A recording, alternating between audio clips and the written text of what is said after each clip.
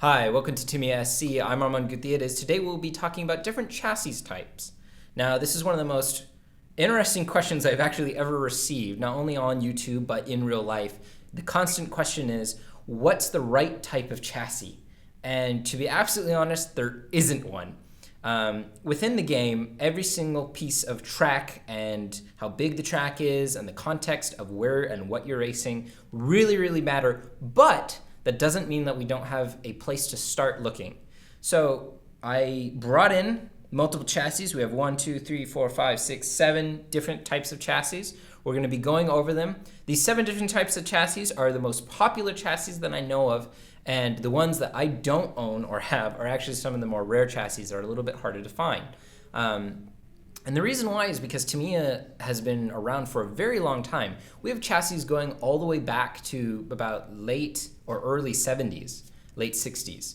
And this game has evolved in so many different directions that pretty much we're down to a set number of chassis. And if you find a very old car, that chassis is probably not going to be covered on Tamiya's official list. So with a little bit of research and whatnot, I looked up on Google and typed in Tamiya mini four-wheel drive chassis, and I found a list officially made by Tamiya where it gave me a whole list of all the chassis, and it even gave me number stats for different type of, it gave me numbers for all the different types of stats that we have. So for example, we have cornering, acceleration, stability, which I categorize as the 3 racing attributes.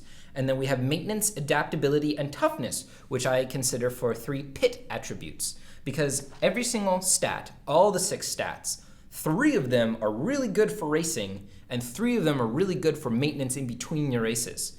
And so if we look at all the numbers together and just add them all up, the ratios aren't really going to even out. We're going to see clearly which car is better, but we're not going to see which one's going to be raceable or not. So for example, one car has a score of 26 points, and another car has 26.5 points. And their differences are actually mainly in the pit section. It's not in the racing section. But that's how I like to categorize these cars, and this is how we'll start off, and this is what I'll share with you. So the first chassis that I'd like to look at is the MA chassis. What's so interesting about this chassis is that it's one piece, it's not very flexible, so that means it's really sturdy, really stable, and it's for a dual shaft motor. Let's bring out a dual shaft motor for you to look at. So pretty much the 2 categories for us to pay attention to are single shaft and dual shaft motors. A single shaft motor will be, like for example, a little gray atomic tune right here, and then we have a yellow Light Dash Pro motor here. And the difference between them is that this has even distribution of power, and this has a single distribution of power. So for this one, we're going to need a shaft going to the front wheels to provide power. But for this, it goes directly to gears that will go to your wheels. So for big climbs and hill sections, this is going to be more advantageous than this. You're going to lose more power loss in the front. But that doesn't mean this is necessarily worse. And we'll go over motors in another episode, which will probably be posted either at the end of this week or next week. But I promise you the motor episode you will not want to miss. So let's get back to the chassis. So this is a dual shaft motor chassis. So the motor goes right in here, and it connects to here and here. The gears place right here, and we're going to have 2 opposite gears. But pretty much the best thing about this is that it kind of reminds me of the Batmobile, to be absolutely honest. But for our front hand, we have 1, 2, 3, 4, 5, 6, 7, 8, 9, 10 different placement holes, so that means it's extremely adaptable. And on the back here, we have a special little feature that came out with this chassis and I believe the AR chassis. It has 2 holes in the back, so that way you can actually provide a brake at the back. And it's a whole extra piece. And these chassis right out of the box, the MA and the AR, have brakes included into the cars, which make them really good for technical box stock racing. So if you're doing a box stock race and it has a bunch of jumps and whatnot, this car in particular is extremely good for that, because that brake will stabilize it going off those jumps. So for the stats that we have here, we have for the MA a Its best stat for the racing stats is a 5. Its acceleration is a 4.5, and its stability is a 4.5. Now, these numbers came from Tamiya directly, so this is their own judgment of their own product, which means that we can pretty much rely on these numbers pretty well for which car is the best car just out of box stock. Of course, the whole point of the game is to upgrade the car so that way you can offset if a point is less or make the car better. This is an extremely popular chassis nowadays for box stock. Just going to put that in. It's kind of important. So up next we have the MS chassis, and this is a little older than the AMA and the AR. And what's so interesting about this chassis is that it actually comes in 3 separate pieces. So we have some flexibility, not very much, but this piece and this piece all detach. And so we have a battery compartment in the middle, and you have this front and back piece. This chassis is extremely good for cornering as well. The wheelbases are really close and tied in, and that allows it to turn and take that cornering really well. What's so interesting about this piece is that this, I believe, was the mark of really truly customizing in the newest century. So from 2000 on, a lot of customization was happening in Tamiya Mini 4-wheel drive. And when this chassis premiered, it was kind of the best to upgrade. You can cut off parts, put on new parts. Even this back part you can even cut off and use for a hammer system. What's so interesting about this chassis, it's one of the more lighter chassis, which means that you're going to be able to accelerate extremely well with it. It goes extremely fast, but be careful about working on it because on its maintenance, it is only a 3 out of the 5 scale. And what that means is that taking all the pieces out and whatnot and cleaning it is a pain in the butt. Compared to the MA, which is a 3.5, it's not too much different, but this is definitely a good car or good chassis, the MS chassis, to have and start off and really on an advanced car. Okay, already have done 2 chassis and I am exhausted, not gonna lie. But for the MS chassis, we're going to have it as an acceleration of 4 and a stability of 4, which means that it's just a little bit less than the acceleration and stability of the MA. Yet again, it's a dual shaft motor as well.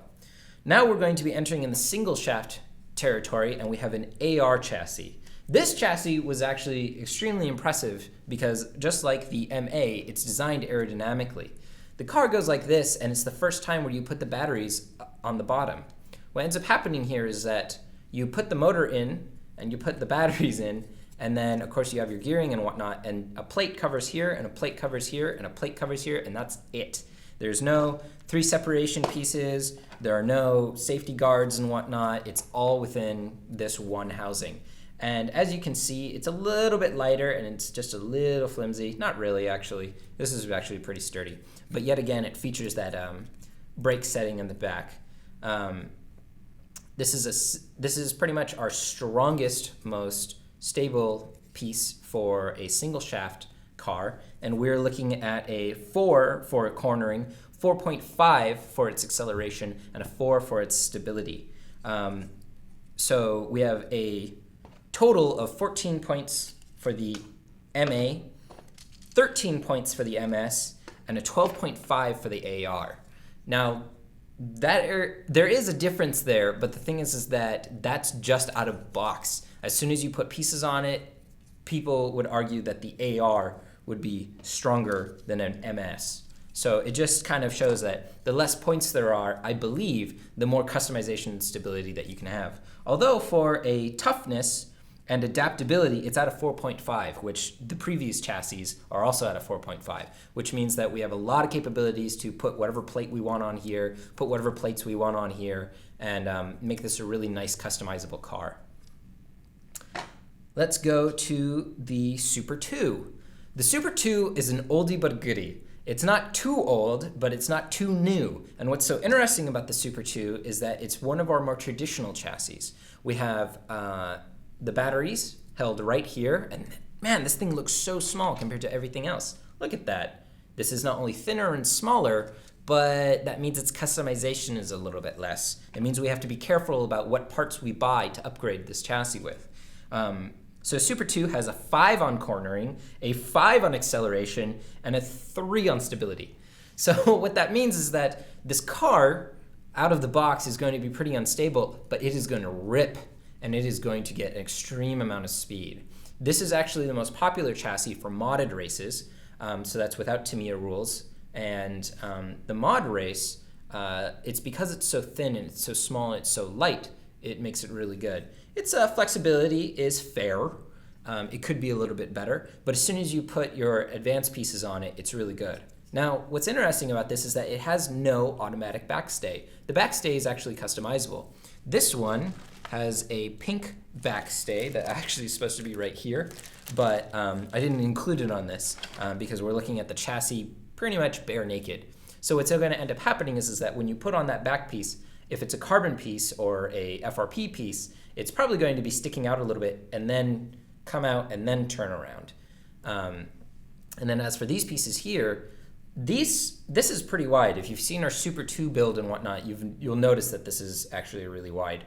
But putting a plate over that is actually going to be pretty easy. Some people actually cut this completely off and then put the carbon piece at the end there. Completely fair and doable.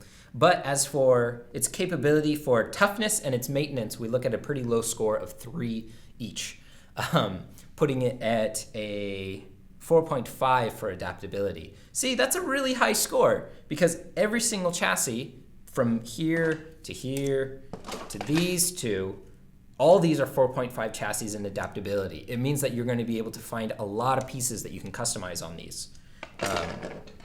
And that's actually really good because that way you don't have to shop as hard. Or if you find one piece that's better than another completely on its own, like a front plate, or actually no, just for front plates, really, then that's going to be really nice and customizable. It's a very, very fast little car, or fast little chassis. There is a cool piece that you can put on it, this middle stay that goes right here like that, and that will provide your middle pieces so that way you can put weights up here. So if you put a carbon piece here, it'll extend out and you can put weights right there to even it out. Since the motor is in the back here, you're going to have more weight in the back. If you put weights in the front of your car all the way up here, you may tilt forward a little bit, but if you want to make it real nice and easy, you put on this piece, put it right there, have some extensions going forward, and put the weights right behind the wheel. It's really, really stable that way. Another option is to do the hammer system. Let's see, the VS chassis. The VS chassis is actually a very special chassis. It comes with usually very large wheels in the back and thin wheels in the front, and that makes it extremely stable. But without that, or even with that, it can be unstable because of the front and the back. Now we have wings on the side here, and I don't think I mentioned this before, but for the MA and the AR, we both have wings on the side, so that way we can place those weights that we just talked about for the Super 2. It's a lot to talk about for these chassis, so forgive me if I forget anything. If you're a professional. If you're a professional, please put some comments down in the bottom saying what you think and what you know about these chassis, because I know I can't cover everything. It's so complicated, these chassis, but trying my best here. So back to the VS chassis. The VS chassis has some wings. It's a very light, durable build. As you can see here, it has holes for ventilation. It's flexible. It's pretty flexible. But again, no backstay, just like our Super 2. And the front here is actually just a little bit smaller than our Super 2. The Super 2 just has those 2 extra holes, which make it extra wide. But for the VS chassis, that doesn't mean that it's not a good car. Looking at a 4 for cornering, 4 for acceleration, and a 3 for... Oh, I'm so sorry, I misread that. We're looking at a 5 for cornering, 5 for acceleration, 3 for stability. So this VS chassis is very powerful, just like the Super 2. Now these chassis are some of the older, speedier chassis. If somebody were to ask me, Armand, which one would you prefer, the VS or the Super 2, I would say they're almost the same to me. Of course, you're going to have some very major differences and whatnot, but for the type of races that I like to do, which is technical Tamiya or traditional Tamiya, these are both equally difficult and easy in the same places to modify. So for example, getting the motor out of here, there's this cage here that you have to snap at the bottom here and here, which is significantly easier than the cage here that you screw out. You have to actually screw the cage in for the motor housing and for the gear housing. As for this one, it's all snap. So this is a little bit more advanced when it comes to the housing. But the thing is that these wings here and whatnot are okay. They're not too stable, and also not only that, but it only comes with 2 holes, so that makes it really difficult for me to put weights here at the front. So I probably wouldn't use the VS for a weight system. I'd probably use it for a hammer system. While for the Super 2, I can do either a weight system or a hammer system. So that makes it more adaptable for the weights, but this is more adaptable for changing out the motor and gearing, which obviously you would be doing during or before a race. But as for their switches and the front part where we have the front housing for the gears and the axles, not too bad, not too difficult. Yet again, just like the back, no guard. You can add on a guard, making it very adaptable. Or not too adaptable, I guess. I guess Tamiya disqualifies it. But for a VS, we're looking at 2 in maintenance. For the Super 2, we have a 3 in maintenance. For adaptability, we have a 4.5 for the Super 2 and a 4 for the VS. And then for the toughness, we have a 3 for each of them. Pretty much for the toughness, you don't have to worry too much about that, because if your car is souped up and you have those plates on it, those carbon fiber pieces and the FRP plates are going to protect it pretty well. It's only until you really drive the car into the ground time and time again, week after week after week of racing, that toughness really comes into play. But if you're racing a lot, pay attention to the toughness just a little bit at least. All right, my personal favorite, a Super XX chassis. Now this chassis is extremely adaptable, it's really easy maintenance, and it's very wide. If our Super 2 is super skinny, then the Super XX needs to go to Jenny Craig. Not sponsored by Jenny Craig. But this chassis is very large, and that actually makes it pretty stable. So for the Super XX, we have a stability of 5, making it the most stable car out of all of them. The only other one that has an equal rating of 5 for stability is its little brother or sister, the Super X. This chassis and this chassis, this is the Super 2, this is the Super XX, each of them have a brother or sister chassis, an older brother or sister chassis called the Super X and the Super 1. And those chassis are less advanced forms of these chassis. The Super 1 is a little lighter, the Super X is also a little lighter, and they have different wings on them. I highly suggest checking them out. I don't personally own any of those original types, but they work. So if you're willing to work a little bit harder with the chassis and you really want a lighter chassis, you can go to a Super 1 or a Super X. So the Super XX has the gate at the bottom. It has a very interesting little holder for the batteries. And to pop out your motor, all you got to do is slide it out. It's the only chassis where you can slide it out before 2009, I believe, because our good buddy, the AR, came out with a slidable chassis or slidable motor. But the Super X XX has 2 very sturdy and stable wings. It has 1, 2, 3, 4, 5, 6, 7, 8 holes in the front, making it pretty adaptable. Let's see its adaptability rating. It's a 4. But its cornering is a measly 3, and its stability is pretty much the only thing that's really good about it. Its acceleration is a 4 because it's a pretty light chassis, but you got to watch out for that cornering. So you're probably going to put in a more powerful motor for this, but then of course landing is going to be a little different as well. Since the smaller chassis usually have more room, they can like slide in the air and then land like this or land like this. This chassis pretty much has to land like this or just straight on.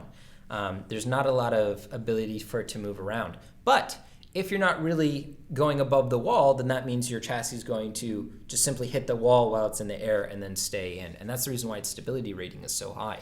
It's because it's able to not really shake out of the track. It can't really do this and it can't really do this because it's just so fat. And fat is never a bad thing. Unless you're unhealthy, but that's completely different. All cars are healthy. Sorry.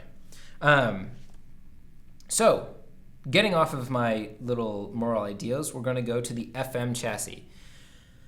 This chassis, I have a personal history with because this chassis is extremely difficult to modify.